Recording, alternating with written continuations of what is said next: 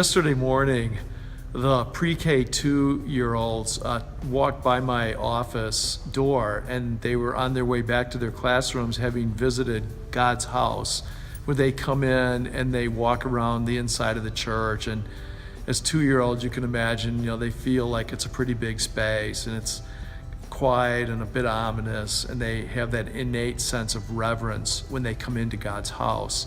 And on the way back, this one little girl had a question, and the teacher thought maybe I could answer her question. So I leaned down on my knees and I asked her what she wanted to know. And she looked at me with these big eyes and beautiful curly blonde hair and these tears that were sitting just on the edge of her eyelids. And she wanted to know why there was not a Christmas tree in God's house.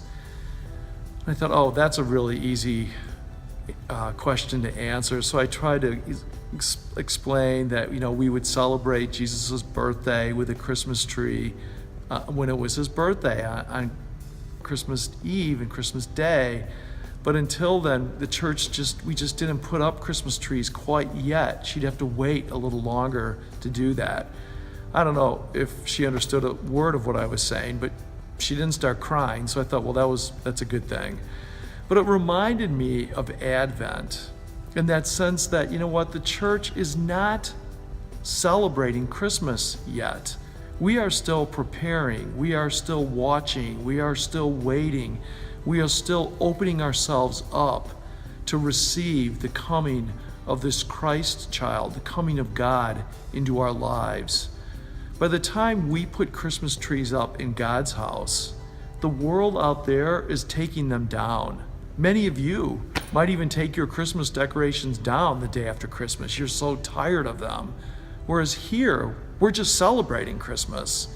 And so I encourage you to take advantage of that Advent wisdom that has been handed down to us by generations of Christians who know that the best way to prepare for Christ is to prepare yourself.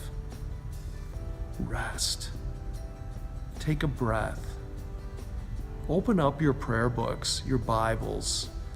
Take some time to just be quiet and let the Spirit soften you up.